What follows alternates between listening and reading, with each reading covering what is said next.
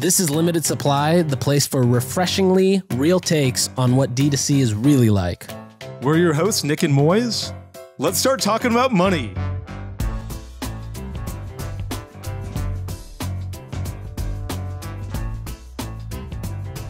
Nick, did you know that 90% of people interact with push notifications on their phone, and you're likely to see a 2 to 3x session boost through a Tapcart app versus just a regular Shopify website? Wow, so you're saying just by having the real estate on somebody's home screen and leveraging push notifications, I'll see 2 to 3x frequency increase compared to the mobile web browser? And you're going to get a higher conversion rate with a native mobile experience in Tapcart as opposed to a crappy iPhone Safari experience. So if you're interested in learning more, go to tapcart.com/limited and get up to 2 months free. This is season 4, episode 8. Nick, you've been traveling a bunch. You've gone to Subscription Summit, Sub Summit in Dallas. We didn't. I know we caught up a little bit after the Commerce Summit in New York, but we really didn't get to talk about that on the pod. So I'm excited to talk about both those things. Yeah, I'm pumped. I've got a couple other things as well as a quick recap from an event we both went to, Commerce Summit. Yeah. Where should we start? Before that, let's start with Guess That Business. Are you ready? Oh, I love this game. Are you ready? Okay, I go. Okay, so I almost just said the name because it's at the very top of my Google Doc. Okay, this business was founded in Chicago more than 100 years ago, I think. Let me just make sure that's right. Okay, so it's founded in Chicago in 99 years ago. 99 years ago, okay?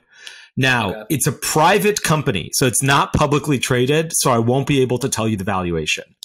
But it's a primarily a brick and mortar business with 5,746 stores nationwide, 5,700 stores nationwide. So that is massive. Okay, that's a massive footprint. For context, there's 15,000 Starbucks in the United States, 16,000 Starbucks. So there's about 1/3 as many of this store as there are Starbucks. Okay. In 2022, it did $9 billion in revenue, which is about a $500 million increase from 2021. Okay. Of the 5,700 stores, some are owned by the company. Very few are owned by the company, actually. 222 are owned by the company. The rest are franchised and owned by the franchise network. Okay. So it has 5,700 stores, but it only owns 222. The rest are owned by other people. It did $9.2 billion in revenue in 2022. And it did... Let's see, 9.2 billion in revenue. The cost of revenue was 7.8 billion. So 15% gross margins. Not very good margins, 15%. It had a net income of $340 million, or just 4% of revenue. 3 million of that revenue, I thought this was just interesting, not that this is going to help you. 3 million of that revenue came from gift card breakage. Oh, wow. Your favorite kind of revenue.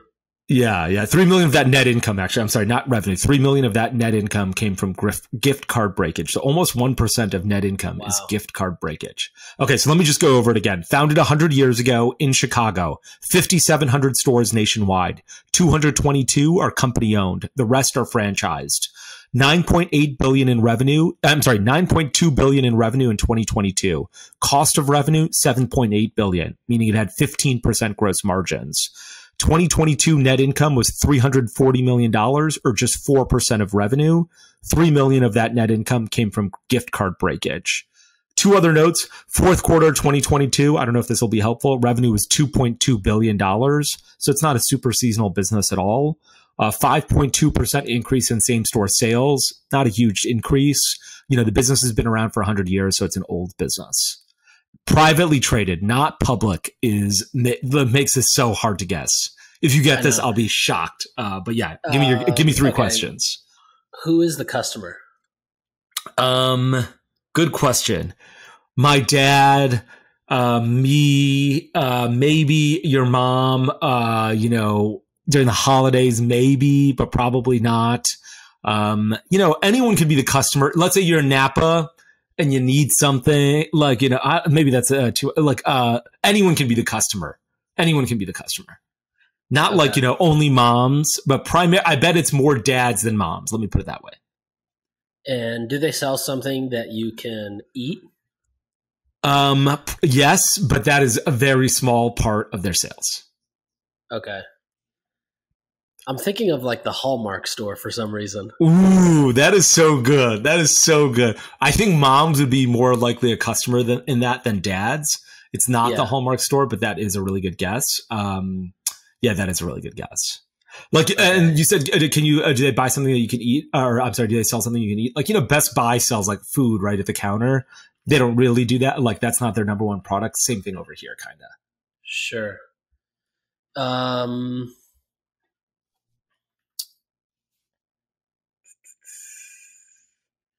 Damn, this is hard. This is super hard. It's privately traded, which makes it impossible. 9.2 billion in revenue, 7.8 billion cost of revenue, 340 million net income. 3 million of that net income came from gift card breakage. 5,746 stores. I feel like it's okay. So a lot of the store, is this a store, or this could be a gas station? It's like a full-on store. Okay. No, there's no gas station component to it, and there's no canopy. Okay. I keep thinking like an AutoZone or something, but I think they're publicly traded. That is so close. Yeah, that is so close. You have no idea Goodyear? How close that is. Is Goodyear public? I thought Goodyear just made tires. Do they have stores? Oh, maybe. Do Goodyear have stores? No. You're right. Yeah, I'm thinking like the Lowe's, Home Depot, AutoZone, O'Reilly Auto Parts, shit like that. Okay, are you ready? God, you are so close. You have no idea. Ace Hardware. Oh my God. You should have said free popcorn. They give out free popcorn? Yeah, that's like, I feel like all the Ace Hardwares are known to give out free popcorn. Oh, I've been to Ace Hardware before. I've never gotten They only do 15%? They only do 50. That's because they sell all their stuff as a wholesaler to their retailer. So they're like Ace Hardware has a couple components. One is they own 200 stores, but the vast majority of their business actually comes from selling, goods to their retailers. So Ace Hardware corporate sells it to all of the franchise stores. And so there's 5,500 franchise stores. And so they sell the goods there. And so their margins are only 15% there. Interesting.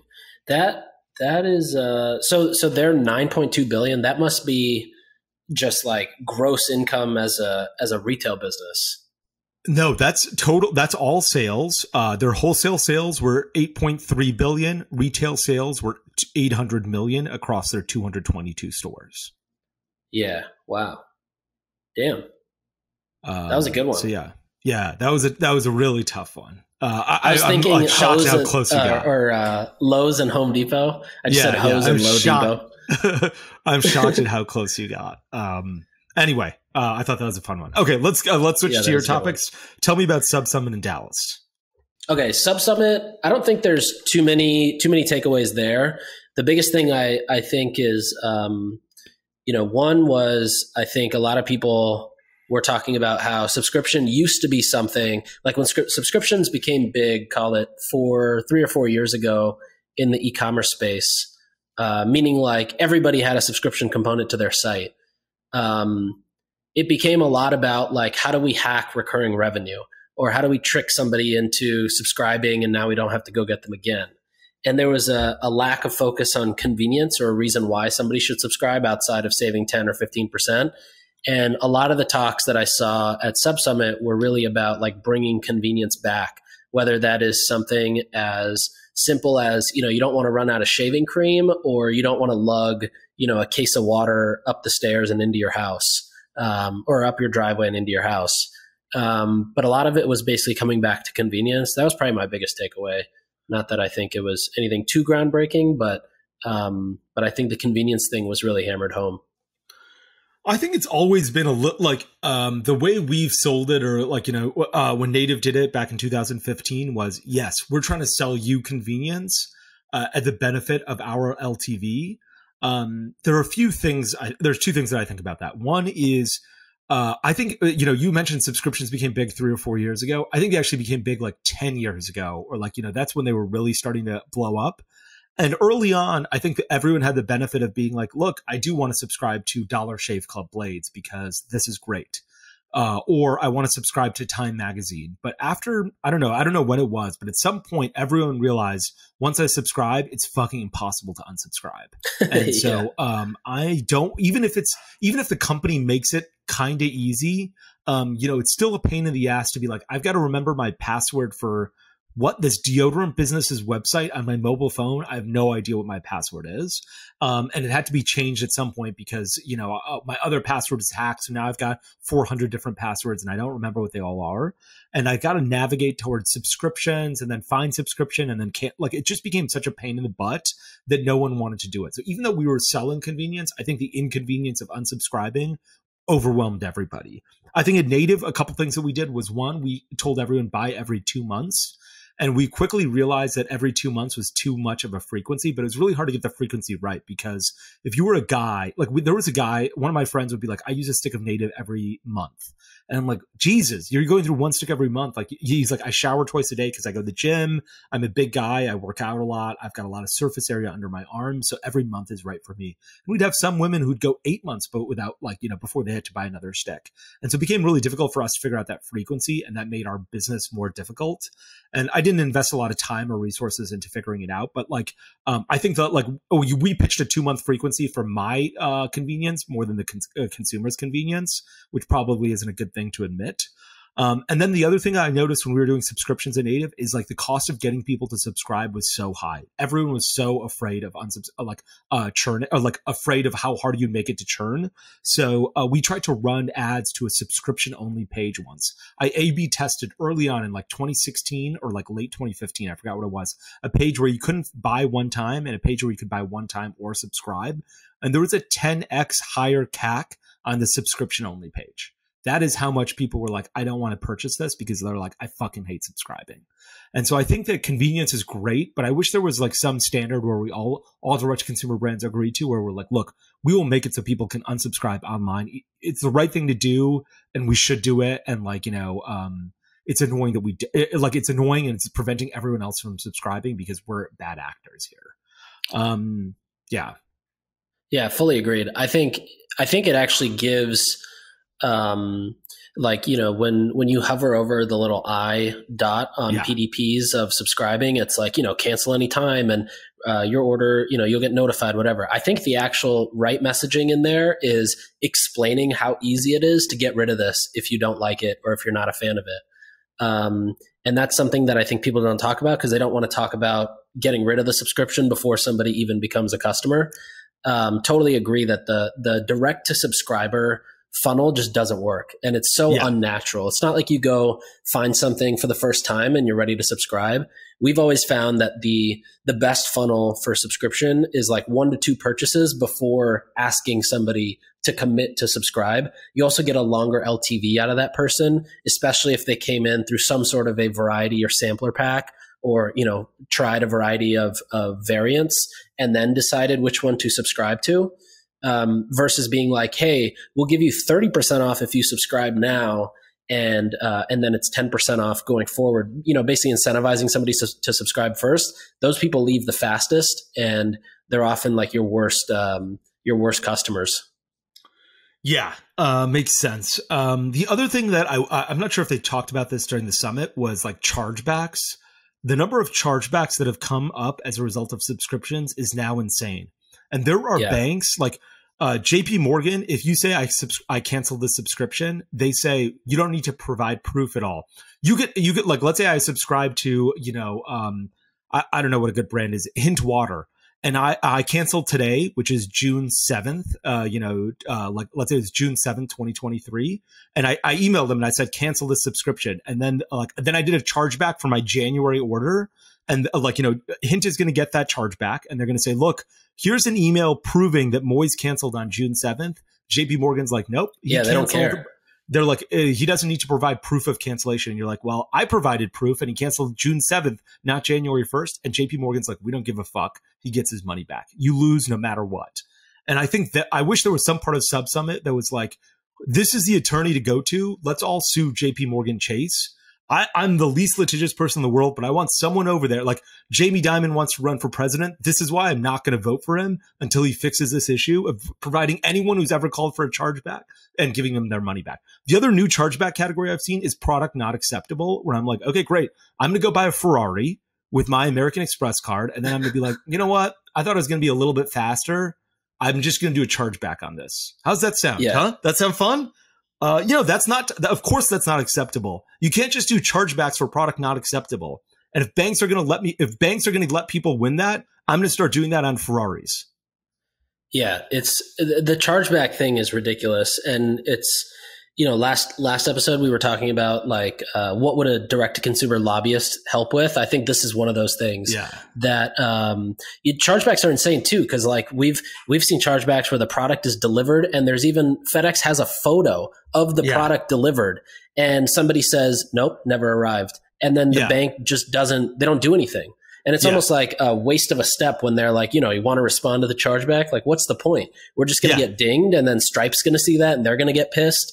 We're going to lose our product because it's already shipped and landed there, and we have to give money back. It's insane. Yeah, and we've got this $25 fee, and the FedEx driver has a fucking selfie handing over the package to the goddamn customer, and like this, and there's still a goddamn we still lose it because they're like, I didn't receive the product. It's unbelievable. So I wish the Sub Summit had talked a little bit more about that, because I feel like with subscriptions, that is people are always like, oh man, I don't want this product anymore. I got an email where I could unsubscribe.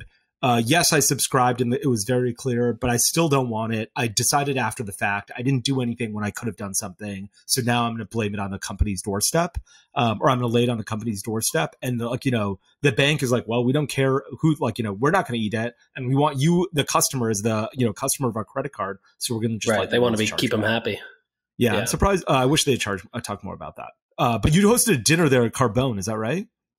Yeah. We hosted a Carbone dinner. Which turned out amazing. That's awesome. Any fun people come? Any like Dallas people come, I guess? I mean, handful of brands. Mary Berry came. That's who came. That was a lot of fun. Yeah.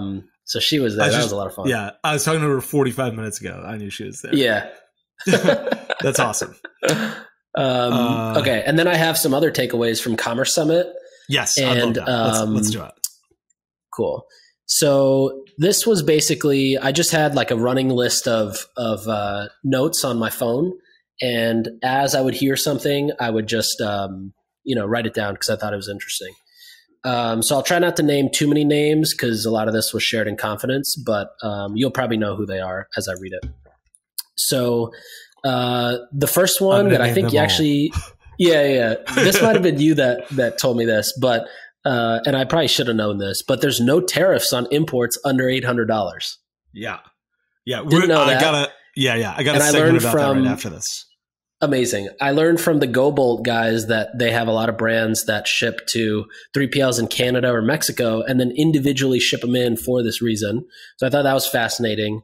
Another really interesting cost savings one was a friend of yours that I met who started his own company a couple of years ago, built his own factory, and basically saves 30 to 50% of what you and I would pay if we were to go to another contract manufacturer. He saves about 50% having his own factory, and it only costed him $1.5 million to set this whole thing up from scratch, which is That's insane. Cool. I don't know who you're talking about, but I'll say like this. I thought there was points where when I was running native or even at other brands where I'm like, okay, does it make sense to just keep this margin myself? There's probably 40% margin there. And then I'm like, okay, the 3PL as well is a bunch of margin. Does it make sense to keep that margin? And then I was like, what happens when there's 100 people working at this 3PL or like 100 people working at the manufacturing facility? 5 of them and they're making $20 an hour. 5 of them call in sick. There are no show and then 5 more are no show, no calls. If someone does that to me and I've now got to manage 100 people, like the worst thing I am like is the worst manager in the world. Like, I may be a bad friend, a bad brother, a bad son, but the worst thing I'm at is being a bad, is being a manager. And I don't want to manage 100 people. And so I think that like, I was willing to like give up that margin, but that's really interesting that this guy, has a 40 to 50% like margin like that, or gets that margin from, but he's at a big scale too. So it makes a lot more sense. He is. Yeah. So I think it makes sense at his scale. He's, I think 50 million plus, which makes sense for him. I mean, if his COGS are, 20 million, that would normally be 40. So it works out well. Another one that I thought along with cost savings was basically like when you sell a company to a strategic that has, let's take like Native and Procter and Gamble, selling it where there's cost savings alignment versus just, the same customer alignment. Like I think a lot in D2C, a lot of us talk about, we should sell where it makes sense for them to use our customer list or their customer list or, swap customer, whatever it may be. But, this person said basically sell where the alignment is actually in the COGS going lower. So if you sell Native and they have another deodorant brand, it makes it a lot cheaper for them to produce Native, and whether it's with the other products or just deodorant, and get those out and still keep the distribution at a higher margin. That's surprising to hear that somebody said that. I think I know who it was. Okay, well, you just texted it to me, so I got it. I didn't experience that at all at Native, and I almost like everywhere I went, I didn't. No one was like, "What we need to do is save your costs." They're like, that may be the case when you're a ginormous company, like when you're doing 500 million in revenue. I can understand why that would be the case. If you're doing under $100 million in revenue, there's so much blue ocean ahead of you that why would you care about that kind of stuff? And so at Native, that never happened. P&G was not like, you know what? We can get coconut oil for, 10 cents cheaper a pound than you can. Guess what? Yeah. You're going to save 2 pennies per deodorant sold. Like there was never any of that. And I really appreciated that. In fact, when we sold the business, that one guy from P&G, we announced it. One guy working in P&G supply chain department, like messaged me on LinkedIn, is like, I can save you 10 cents per gallon on coconut oil. And I was like, okay, I don't know what to do with that information, but I don't even think like Dollar Shave Club tried to do that. Like I think even bigger, like, I don't think anyone was trying to save. I bet that does make sense when you're doing $1 billion in revenue or something close to that. At under $100 million in revenue to a big strategic, they're like, they care about revenue growth. They're not worried about saving 5% on your COGS. Like, that's not material enough for them, I think. Agreed. I think that's right. The context here was a multi-billion-dollar company buying probably 300-400 million in revenue a year company. Business. Yeah, gotcha. Okay, yeah.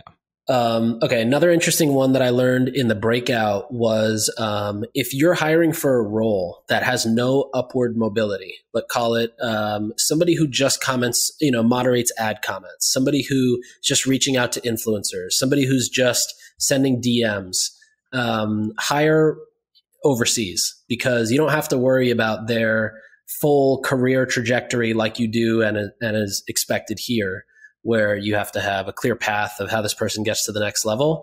In this case, it's like, go send your job for the next 10 years is 50 DMs a day successfully, So I thought that was an interesting one. And that came from founders where I didn't expect it either. That was the funny part, was hearing a lot of these founders talk in confidence is like completely different than, anything these people would post on Twitter. Yeah, that's funny. It sounds like you also hate managing people, actually, now that I listen to that. But I will say that you're right. Like, I felt like the best part about Commerce Summit is it felt way more blunt because it was with a lot more operators, and operators hitting like, driving big businesses. It wasn't guys who were doing like $1 million in revenue. It was guys doing 50, 100, 500 million in revenue. And so they were just operating at a different level. And yeah, it is really hard to be like, you're gonna even in customer service. Okay, great. Yeah, there's a path to like becoming the head of customer service or manager of other customer service agents or something to that effect. But like after a while, those roles sort of get filled, and it's hard. It just makes things really difficult. So I like the idea of hiring overseas. You hired your assistant, or you have some overseas staff at Charma Brands. Is that right? And did that work out well, or does that not work out well? No, it worked out amazing. She's been in the same role she's been in the same role for like 4 years. And, I don't have to worry about a promotion. Yeah. And are you able to are you sort of like, let's say I emailed you and I was like, hey, let's schedule a meeting. Yes, you could pass that off and she would be able to schedule a meeting. Are you able to give her more difficult work where you're like, hey, I need to order, I'm going to give you a personal example. I need to order my retainers from Smile Direct Club again. Can you go figure out how to do that? Like, can you give her that and she's able to do that or no? Yeah, definitely. I think at first I didn't think stuff like that was possible. But so what I found with overseas talent is as long as you have directions or a SOP, for most stuff it works. If it's something that's like a one-off, I think they'll figure it out. Like she's really good at just figuring things out or like doing her own research. But the best is if I can be like, hey, here's how this works. This is how you build it. And, basically just keep doing this, on some sort of a schedule. Okay. Yeah. I can see that SOP stuff working because it's like the same thing over and over again. I'm just wondering if like you can be like, hey, I actually need to figure out how to do something new myself. Yeah. Like I need to get my car repaired because, can you figure out a place to get it repaired? Or I need to have my car shipped from Texas to Florida. Can you figure that out? Like, could she figure that out? Probably. Okay. I would think so. Pretty impressive. Okay. That's pretty impressive. Okay. Sorry to take you off on that tangent. No, you're good. We'll get your car figured out. Okay. Another one is, and this comes from Ben. We heard this from Ben on the last season. But, gross revenue or just revenue is such an irrelevant number. You have to understand, what does every dollar or every order, what does that mean for the cost of time when it comes to picking and packing? Customers, one order generates, how many customer service tickets? 0.2, 0.3 tickets, 0.25 tickets. And basically, and then even including returns and, any other costs that come, that is the number you look at, not revenue. And you scale everything according to that. If you're spending on dollars, you spend into that number versus spending into gross revenue. And I thought, that's something that I think when people talk about it, it makes a lot of sense. But just hearing it again from Ben and how he thinks about it was probably one of my favorite takeaways. That's so important to hear again. And I couldn't agree more with that. It helps you in so many ways. Like, it's not just a revenue thing, but it's a size of, like, for instance, if you're going to double your ad spend and you think that's going to increase your sales by 80%, let's say you're going to go from 100,000 a month to 180,000 a month by doubling your ad spend. Well, if that means that you get 180,000 orders, let's say every order is just $1, you have 20% more, 20% of your orders result in tickets. You need to staff up your customer service team now too, because you've got, 4x the number of tickets or whatever it is. And so, or like, an extra 80% the number of tickets rather. So like, you've got to get on top of that kind of stuff. And it really gives you a good idea of like, okay, if I increase my spend, what are the ramifications at every other stage of my business that I need to be ready for? I can't just think, okay, I increased my spend 100% and I've increased revenue. You got to increase your customer service team. Maybe you got to get more boats. Maybe you got to get more containers in stock. You got to do all this kind of stuff. And I love it when Ben says it. He explains it so clearly. And so like, you just realize that the KPI is not just revenue. It's everything that falls as a result of revenue. Yeah, fully agreed. And the last takeaway is basically a weekly or a monthly audit of the business. So understanding cash flow, understanding what's coming in, what's going out, and routinely doing it on I think a bi-weekly basis is probably best. I would say too that event got me so fired up to just cut costs. I don't know if you felt the same way, but just hearing how savage, feel that way. Yeah, just hearing how savage some of these founders are with cutting costs or finding different ways to get things done got me personally very fired up to basically not do a lot of the things that we do because that's how other people do it. Yeah, So I'll say a couple of things. One is I completely agree about cutting costs. No one loves cutting costs more than I do. It is, I dream about it at night. And, but I will say that like, I would probably do it monthly. Like, I think what CEOs often don't do is they just trust. They're like, I have a CFO and that person looks at everything and looks at my finances. If I was the CEO of a business, I would once every 3 months actually go through the credit card statement that my credit card company, that all my employees use to charge stuff, and be like, why is this charge here? Why is this charge here? Why is this charge here? Now, if you see something that says Facebook ads, you have a good idea of what that charge is for. But if you see something that says like Chewy.com, you're like, why is there a charge at Chewy.com? Do we have a random subscription to Chewy.com that we need to cancel? And I think that, like, you can immediately Slack someone and be like, what is this expense? And someone's going to get back to you right away as a CEO. And so I think that, like, CEOs don't do that often enough, and I would encourage them to do that. I think that's a great idea. I think the other weird part here's a surprising take I had. There are a lot of these businesses that are doing 500 million in revenue. I'm like, they need cash. They were so worried about cash. There was a business I chatted with that was doing 200 million in revenue. And I was like, why would you rather use a cashback credit card to spend on your Facebook ads and earn your cash back? Or do you want 60-day terms? And they're like, we need the 60-day terms. And I was like, are you crazy? This 2% cash back is worth, you get it. You want me to reduce your CAC by 2% tomorrow with literally no changes? I just changed who's paying this credit card. You get 2% cash back now. And a lot of people won't take that. They're like, no, I need the terms. And I'm surprised at how many of these big businesses were like, we need loans, and that's why we're managing cash flow, as opposed to just being like, yeah, we're making a fortune. We're doing 500 million top line and 50 million bottom line. Yeah, we're worried about we'd rather have 2% cash back than 60-day terms. I was surprised by that in a way that I still don't understand why that's the case. How is it at Native for you? Let me give you an example really quick. Really what I mean is, if your landlord, Nick, was like, hey, look, you only need to pay me, if you pay me all 10 months, if you pay me rent up front for the entire year, you only have to pay me 9 months. You'd consider it. You'd be like, great, I get 3 months free. That's basically the option at these places, right? That a lot of these guys, they can say, pay your contract manufacturer faster and they'll give you a discount.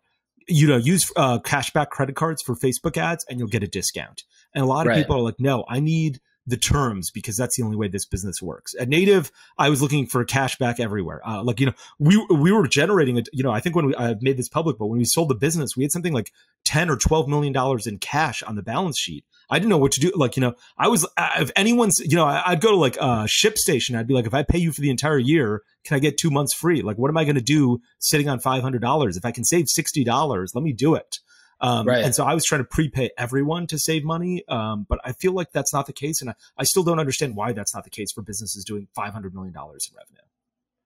Yeah, it's a good point. I also have no idea, but I'm kind of like you. I'm always looking for the savings that come with buying up front or committing to something. Yeah, I love it. Okay, really appreciate those hot takes. I'm so glad I got to see you there. I had a great time at Commerce Summit. That was fantastic. That was probably the best event I've ever been to. Yeah, and it was like one day, and it was just like heavy hitters, good conversations, and honesty, and I really appreciated all of that. Agreed. Moiz, you sit on the board of a company called BrewMate. I've heard you say that at least 68 times over this podcast. One of my favorite things that BrewMate does is, instead of just sending text messages and emails, which tend to get lost in my inbox, both for text and email, is they send push notifications. The other thing that I think is fantastic is, as soon as I open the app, I can get a product in Apple Pay. It could take me 30 seconds to go from push notification of a sale to the PDP to a purchase, and then I've got the email confirmation in my inbox. Yeah, it's awesome. If you want to check it out, download the BrewMate app and go to tapcart.com/limited, and you can get 2 months of Tapcart for free. Okay, there's one thing I wanted to chat about, which was Temu. We've chatted about Temu in the past, but I wanted to talk about it again. Do you know what Temu is? Temu? Indian company, right? It's a Chinese company. So it's a Chinese company run by, Pinduoduo. And basically they sell, here are some items that they sell. 8 makeup brushes for $1. 50 hair bands for $1.17. 10 pairs of socks for $3.87. 6 lip balms for 97 cents. Wow.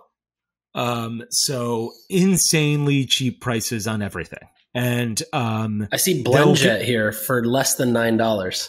Yes. Everything that you've ever bought in your entire life has been a mistake because you didn't buy it on Temu, because Temu is cheaper. Like, yeah, I just don't like the prices are insanely cheap. And so the company is owned by another Chinese company called Pinduoduo. And not only does, so you can buy this thing you can buy 6 lip balms for 97 cents.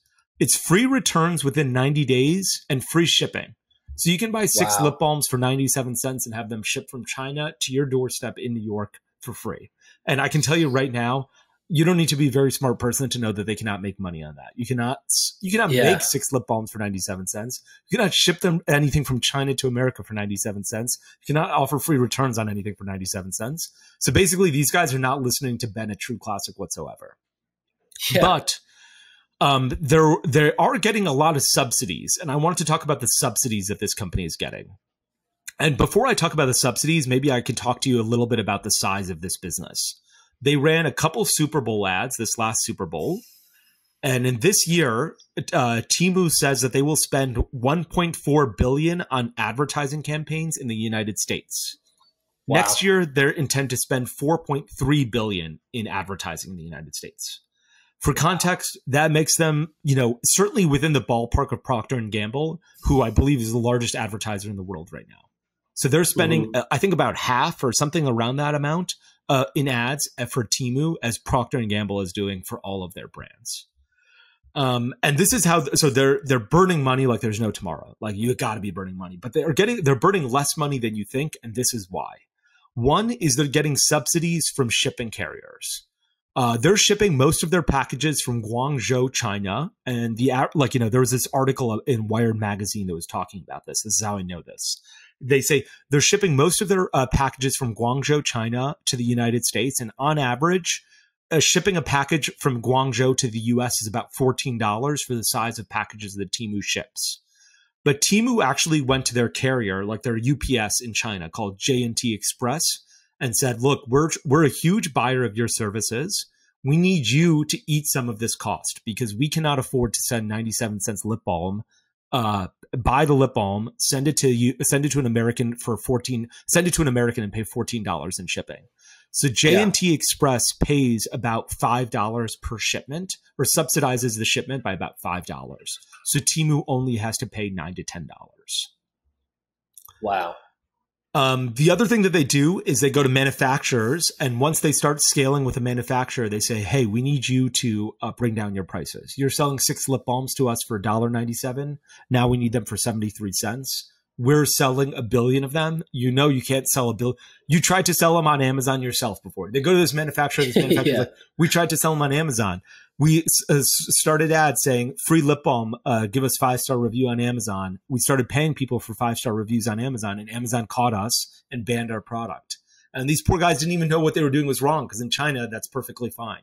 So they're like, we thought we were operating okay, all right, and we didn't. So we're not able to sell on Amazon anymore. And so so Temu guy says, look, we're selling 1 billion of your lip balms. Without us, you'd be selling 100 million. With us, you're selling 1 billion. So you were selling it at $1.73 to us before. Now we need it for 73 cents.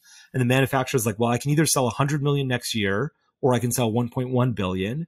If I sell 1.1 billion, I'll probably make zero. But at least I sell 1.1 billion and I keep my factory going. So a lot of times the manufacturers take a loss on this stuff.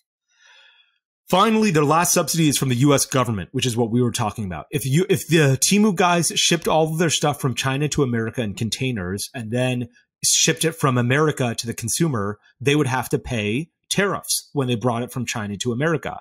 Since they're shipping it directly from China to an American, they don't have to pay tariffs. And so they get subsidized by the US government because they're shipping from China. So the jobs are in China. The 3PL is in China, shipping directly to an American consumer. The job remains in China. They pay less postage in China, and they pay no duties as a result of being in China. Do they get a rebate from the government? They don't have from the Chinese government? No, from ours. No, they get cheaper shipping costs. I think with China Post, and they don't have to pay any tariffs. Like if you brought the same, let's say you were like, I'm going to go to the same manufacturer of lip balms. I'm going to bring them in and I'm going to pay the same price, but I'm going to put them on a container and ship them from LA to the consumer. And it's only going to take 3 days. Guess what? Your cost just went up by 25% because the US government is going to tax you for 25% for bringing those things into China. But if you ship them from China, like Temu does, they don't have to pay that 25%. That's that $800 rule you were talking about. Wow. How is that allowed? That feels like we're not winning at all. There's nothing in it for us. I have no idea. Even like the Kubani family, the As Seen on TV family, they own, I think their most successful product is like the garden hose that's like a snake that, wraps up real quick. They're selling this for less than $13 and, probably mostly here. Why doesn't the government step in and say, not only are you not paying us anything, but you're also completely violating all the patents here? I'm not sure about the patents, but I'm not sure why the U.S. government would be like, we should tax the good that's shipped directly from China to an American consumer with the same tariff that if we tax it as if it was the job, we brought the good in a container from China to America. At least the job for picking and packing would be in America. Why are we like, let's send this job to, let's let this job go to Guangzhou instead of Los Angeles or San Francisco or San Leandro? I don't know why no party is talking about this. Republicans and Democrats perfectly fine with us American consumers subsidizing Chinese manufacturers over and over again while pretending to care about American consumers. Yeah, it is pretty interesting the amount of social proof that's hammered in on these product pages and the collections pages. They've got, on the top above the pricing, it's like 39K plus sold by some brand, and then in the brand's parentheses it says 160K plus sold, and then you go down slightly and the discount's called out with the strike through and a percentage in a different color. Then it's like, oh, you can also pay 4 payments of $3 if you want, and you don't want to pay the full price today. And then below the add to cart button it says in demand, 1,600 sold in the last hour. Hurry, over 999 people have this in their carts. #1 bestseller. Like everything is just hammering so hard on discounts. The entire site is like a 90% off Amazon. Yeah. You can also be sure that these guys have tested every single aspect of their CRO to make sure that this works incredibly well. How many of this is true? So they're selling all this not garbage products, but really cheap products, and somehow all of the reviews are great. No one's like, wow, this thing costs 77 cents and it kind of sucks. Like, why? How come? I see why it's so cheap. Everyone's like, this costs 77 cents and it's like a $50 product, and that's a little bit surprising. Makes me not necessarily trust all the laws are around reviews in China. They're probably not as strict as here. I guarantee you they are not as strict as here. But these guys have to abide by American rules technically. Right. But yeah, they even have this thing where they're like standard free shipping on all orders, and they say courier, USPS, UPS, to be look, we're using American companies. Here's the delivery date. Get a credit for a late delivery. That's they're pretty trying cool, actually. Yeah, that is really interesting. I like that idea. Get a $5 credit for late delivery. Yeah. And then it even says delivery June 13th to 17th, 82% are less than 10 days. Yeah. They're hammering home on everything. Yeah. They're like, yes, this is shipping from China, but we're using US companies. You're going to get the package, all that kind of stuff. They're doing a good job. Right. Okay. So this is their ambitions. They said that the company goal is that Americans purchase 30 times per year from Temu, with an average order size of $50, meaning that each user spends on average $1,500 a year.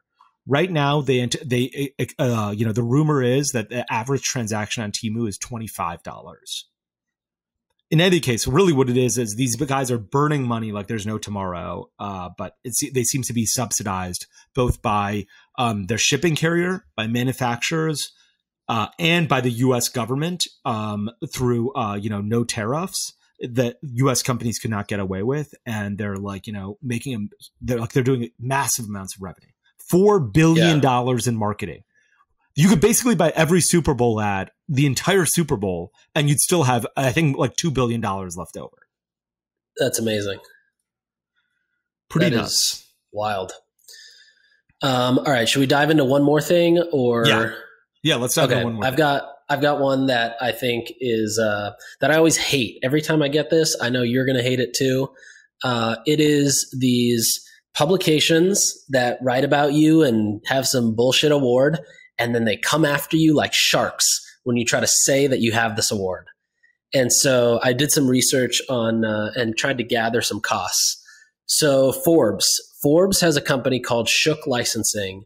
The Shook list, it's literally from a licensing company. They came up with a list. It ranks wealth advisors on a yearly basis.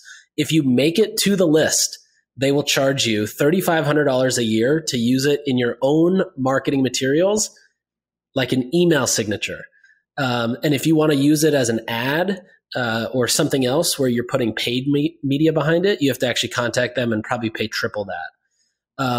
Then if you're listed in Forbes, so they do it on a case-by-case basis. So I have an email from about 2 years ago where, what were you going to say? Do they do that for 30 under 30? They don't, at least not that I've seen. But I wouldn't be surprised if they did, actually. So, all right. So another one is called PARS, P-A-R-S, PARS International. They represent Insider, New York Times, Time, CNN, Reuters. And I think at one point they used to also represent Forbes. I'm not sure if they don't anymore, or they still do. From them a few years ago, I got an email. It was $1,500 to put a Forbes logo on a website, or double that to get the license in perpetuity to put it there. And it's basically you get the right for web banner ads, social media, and email. There's a different cost for using it on merch that you print out, which says, some Forbes award. And there's a different cost to use a quote on a TV commercial. So when Acura has an ad that says, unique styling inside and out, Forbes.com, that costs probably I'd imagine 6 figures for them to use that in the ad. Then, so that's one side of this. This is all the publication side. Any thoughts there before I go to the food and beverage world? This is insane. PARS, I just looked them up on Google. So they have a 1-star review that says, these guys tried to sell us licensing of a quote about our video game. Looks very much like phishing to me. At the very least, it was dishonest. That's fucking terrible. Yeah. I agree. It's fully dishonest. But let's get into some of the ones that nobody knew about. Susan G. Komen. Oh, Susie. Susie charges $100,000 for you to basically talk about breast cancer with that pink ribbon and put it on your product. Really? $100,000 minimum. Oh my God. Then let's talk about MadeSafe. MadeSafe is a .org website that's certifies that it's made with safe ingredients, anything from a mattress to a beach towel to cleansers. They charge you annual rates based on product revenue. So if you're doing up to $500,000 a year per product, you pay $6,000. If you're doing, $20 million a year selling a product, you have to pay $150,000, and basically all the increments in between scale from 6 up to $200,000 is what was listed. I've never even that's crazy because, at least with Forbes, I recognize what Forbes is. MadeSafe, I've never even heard of this organization. The value of their seal is nothing to me. Yeah, there's more. So there's another one called Whole30 approved, which Whole30 makes a little bit more sense because you're buying into a community's ownership. They're, I think, mid 5 figures. The one that shocked me the most was Beverage Testing Institute, which we've talked about before. They charge you to basically give a high score, and then another charge to use that high score in an ad and run ads with that. I think they're the guys who give, I'm not entirely sure. I think they're the guys who give this silver medal or gold medal at the World Spirits competition or something like that. And there's a double gold, which I've never heard of before I got into spirits. And I've never seen any company get less than silver. I could have peed in a bottle and given it to them and they would have been silver. Yeah, you would have been silver. Nice silver medal here. Yeah. So some of the other ones, B Corp, that's $1,000 a year, which I don't think that's actually ridiculous because you have to go through a bunch of testing for that. But all the other ones, fair trade certified, triple B rating, USDA organic, protected harvest, Green America certified business. There was one that was, where'd this one go? There was one that was Rainforest Alliance certified is basically you have to pay per pound of product that you sell, and then they will just certify you as Rainforest Alliance certified. Allure is the same way. Like you can win an Allure, and Allure is maybe the most important one of these. Like you win the Allure award, they're like, "Great, you want to use our logo? You got to pay us." Like you want to tell you the way to get around the Allure one. Is there's an Allure store in Soho, and you pay the slotting fee to get on the shelf there, which is probably like it's actually not that expensive. I think it comes out to like a few $100 a month if you buy a quarter. And then you can say you're featured in the Allure store, which is just as good, in my opinion, as saying you're on Allure, but you don't have to pay that crazy fee. Yeah. It is pretty nuts. I remember Sam Parr once tweeted, I got this email as well, but Sam Parr once tweeted a long time ago. He's like, someone just emailed me and said that they have like the list of like the 30 most up and coming people in like the United States in entrepreneurship by the LA Times. And they're like, it's only $1,200 to be on that. It wasn't the LA Times, it's somebody else. But like, it's $1,200 to be on this list. I also got that email. He tweeted about it. And I was like, look at this. Literally nothing in the world is what you suspect it is. It's all like, I get these emails very similar. It's like, we want to put you on the cover. You've been nominated to be featured on the cover of this magazine that like no one's ever heard of. And then you're like, yeah, sign me up. And they're like, cool. It's going to cost you have to buy a package where you buy an ad, 3 ads inside. So it's going to be $5,000, but we promise we'll put you on the cover. Yeah. And you'll be the only person who's ever gotten any of the circulation of that magazine. Like, they're like, we made 5 copies. You'll be like, I see someone actually use Elmer's glue to like, seal these pages. You guys, this wasn't even a professionally done. They're like, yeah, we got it from Kinko's and we issued it overnight. And like, it's the only copy we've ever sold. Yeah. It is crazy how much of this stuff exists. I didn't realize that like, even the Susan B. Komen Foundation was doing it. That's pretty terrible. Yeah, I remember one year when I was at Hint, although Hint did pay for it recently, but when I was there, I remember the opportunity came up and I was like, yeah, why wouldn't we put this on every case? I mean, like for the month of whatever it is, October, everybody should see this. It's going to bring more awareness. And then it was like, oh, but actually you have to pay $100,000 like right now if you want to use it. And then I was like, fuck that. What's the point of that? Like, how does that do any good for anybody? There's better ways, I think, to drive awareness for breast cancer than to pay Susan. Sure. Last episode we talked about shitty pro-life tips. I've got another one, which is you start one of these businesses called like, best for you, best health for you, or like, best for you in terms of health, have a seal and sell it to everybody that like, sell it to Coca-Cola and sell it to Marlboro cigarettes. And, everyone who will be like, okay, great. That says best for you in health seal. It only cost me $10,000. And it's on this cigarette package now because that's how much these seals are worth at this point. They have virtually no brand integrity because everything, like they're all available for sale. Yeah, fully agreed. Most of them I think are all bullshit. Yeah. Yeah. It's sad that like, but it's just the way of the world today that like, you got to constantly just be, you like that's why friends referrals are so valuable because you're like, this person was not paid to tell me this. Exactly. Everybody else, like I don't trust anything else, but this guy was not paid to tell me this. Yeah, the funniest is when I hear like my mom says, "Oh, I bought this because I read some articles and it was the best one." Like, Mom, you fell for that. Yeah, my father's like, I read this article that says like ginger will regrow your hair. Moiz, you got to use ginger now. And I'm like, we have to buy it from this one spot. I was like, the ginger company wrote that. Like, there's a ginger company out there. Like, there's a ginger lobby. There's like a milk, there's a milk lobby. There's lobbies for everything, and they're trying to push. Like the guys who are pushing chocolate milk for like after you work out. That's got to be a lobbyist thing. Like, I can't. 100%. It was I can't imagine Arnold Schwarzenegger was like, hey, have chocolate milk after you go work out. Yeah, you need to have milk, chocolate. That's right. Okay, awesome. That's a wrap for episode 8. When are you back in New York? I'm here now. Oh, you're here now? I thought you were. Yeah, I'm still in New York. I'm here for the next couple of days. Okay, cool. We'll record this week or something. Okay, sounds good. All right, thanks for listening to episode 8. Looking forward to episode 9, guys. See ya. Thanks for tuning in. We'll be back next time to cut through the noise in CPG, retail, and e-commerce. And if you enjoyed this episode, then why not share it with a friend? And be sure to subscribe on whatever platform you listen to your podcasts on.